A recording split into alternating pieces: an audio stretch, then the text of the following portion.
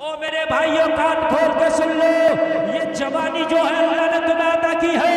तुम कहते हो जवानी दीवानी होती है, मैं भी मानता हूँ जवानी दीवानी होती है, मगर इस जवानी को गाड़ी या फोन का दीवाना ना बनाओ, इस जवानी को दुनिया का दीवाना ना बनाओ। ए नौजवानों, अगर मेरी जवानी दीवानी हो तो मुस्तफा की दीवानी हो जाए, मेरा काम हो जाए। तेरी जवानी अगर दीवानी हो तो मुस्तफा की मोहब्बत की दीवानी हो जाए। जमाना कहता है जवानी दीवानी, मैं भी मानता हूं जवानी दीवानी, मैं भी मानता हूं। बिलाल ने सर चढ़ के कहा था जवानी दीवानी, उमैया कोड़ा मार रहा था। अब तो नबी का कलमा पढ़ना छोड़ दो, कहा कैसे छोड़ दो, दीवानगी जो मुस्तफा से हो गई है।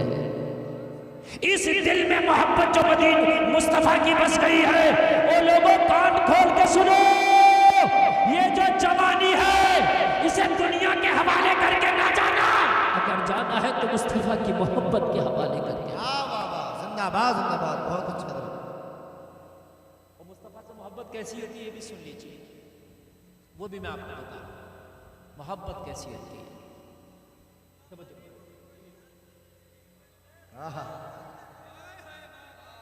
माशाअल्लाह, ये अकेले काफी है तुम्हारे पूरे गांव में नारा लगाने के लिए।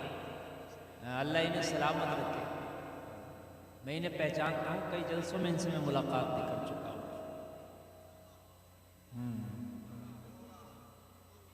अल्लाह सलामत रखे। मेरे भाइयों, मोहब्बत किसे कहते हैं सुन लीजिए। मोहब्बत खाली इसका नाम नहीं कि फूलों की तुमने फातहा दिला दी, बहुत अच्छे से 2000 की मगजियात ला के कीमती बढ़िया पूरी बना ली, कीमा बना के महल्ले वालों को खिला दिया। ओ भाई मैं तो बहुत पक्का सुन रही हूँ, नहीं अच्छी बात है, मुस्तहब काम है, ठीक है भाई कर ले।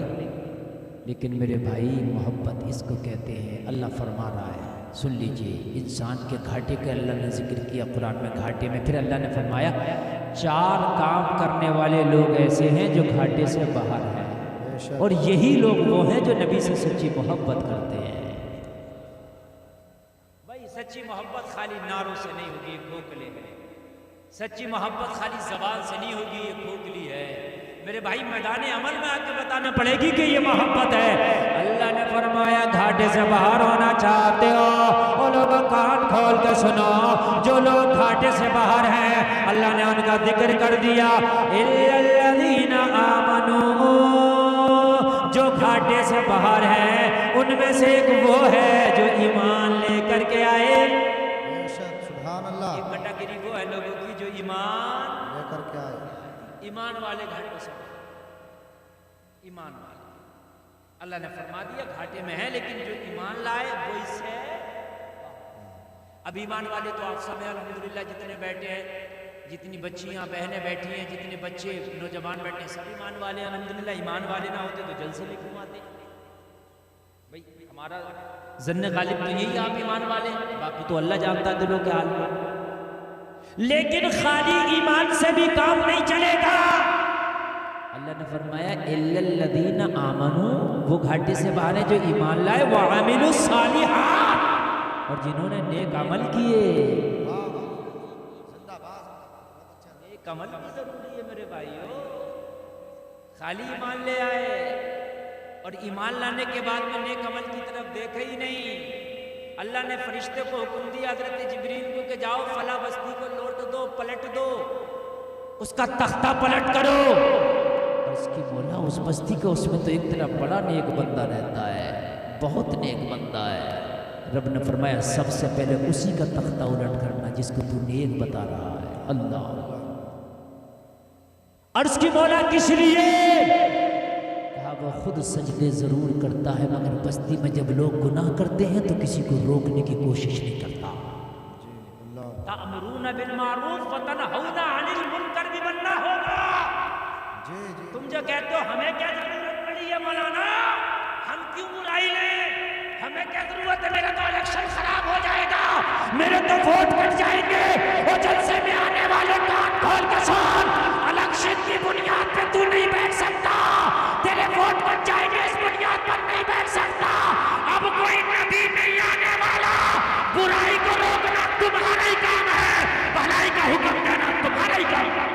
सुभान अल्लाह, नारे तकबीर, नारे रिसालत, उलमाए अहले सुन्नत, मसलके आला हजरत, फैज़ाने आला हजरत, अज़मत मुस्तफ़ा कॉन्फ्रेंस, हजरत अल्लामा मौलाना मुफ्ती गुलफाम साहब किबला, नारे तकबीर, नारे रिसालत। तो हमें क्या जरूरत पड़ी है? हमें क्या जरूरत पड़ी है? मियाँ वो कर रहा तो करने दो। तो मेरे भाई तुझे जरूरत पड़ी है। इमाम हुसैन को क्या जरूरत पड़ी थी कूफा जाने की? अच्छे खासे मदीना शरीफ में तो रह रहे थे ना। सबसे अच्छा शहर दुनिया का मदीना, जहां नाना का रोजा वहां रहने की क्या जरूरत थी? मगर यजीद की तबंगई को रोकना जरूरी था, उसकी गुंडागर्दी को रोकना जरूरी था, यजीदियत को मिटाना जरूरी था। इमाम हुसैन ने मदीना से सफर करके करबला पहुंचे।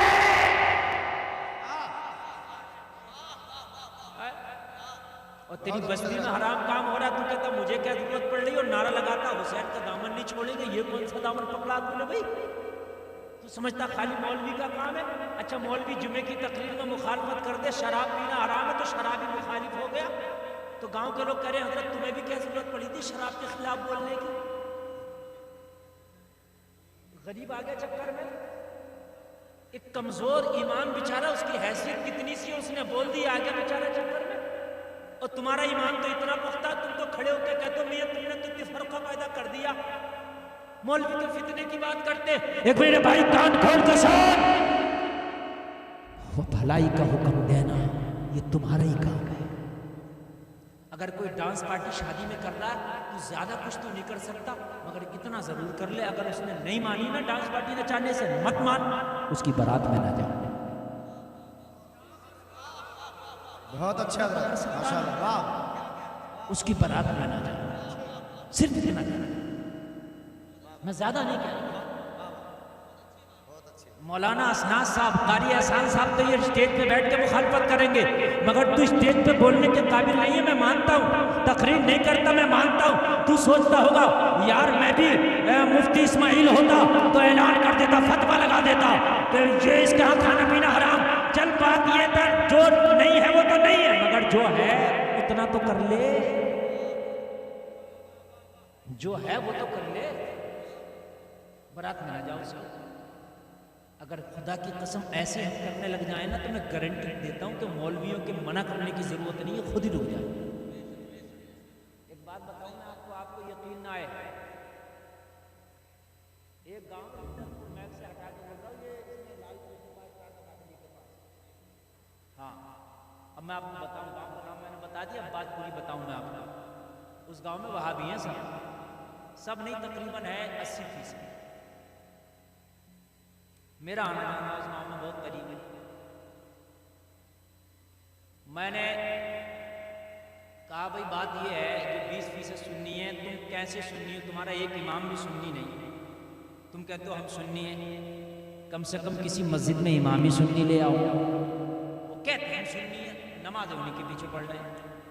कुल मिला के बात हुई, उस गांव के हो गए रिश्ते बंद, बहुत से टूट गए। और जब टूटे और छूटे और फूटे, परेशान हुए, तो अब उस मस्जिद में उनकी जिसमें देवबंदी इमाम है, यार एक दिन मेरे पास फोन आया, बोले हजरत यहाँ तो मुस्तफ़ा जाने रहमत अल्लाह को सलाम हो रहा है। तो मैंने कहा हाजी जी ऐसा नहीं हो सकता। बोले हजरत ऐसा ही हो रहा है। मैंने कहा या अल्लाह, कासमी मौलवी उसमें इमामत कर रहा और सलाम में, मैंने कहा या नबी सलाम अलैकुम होता। बोले नहीं, मुस्तफ़ा जाने रहमत अल्लाह को सलाम। मैंने कहा अच्छा सुबह को सुनाना, फजर में आ रहा हूँ हाजी जी का, हैंड फ्री करके बोले लो सुनो। बाखुदा उस मस्जिद में हो रहा मुस्तफ़ा जाने रहमत अल्लाह को सलाम। मैंने कहा हाजी जी यहाँ तो गोली चलने तैयार थी, ये तो मुसल्ले पे किसी सुन्नी को नहीं खड़ा होने देते थे, आला हज़रत का सलाम कहाँ से आ गया? बोले जब सुन्नियों ने इनके रिश्ते छोड़े ना, तो इन्होंने खुद सलाम याद आ गया इधर।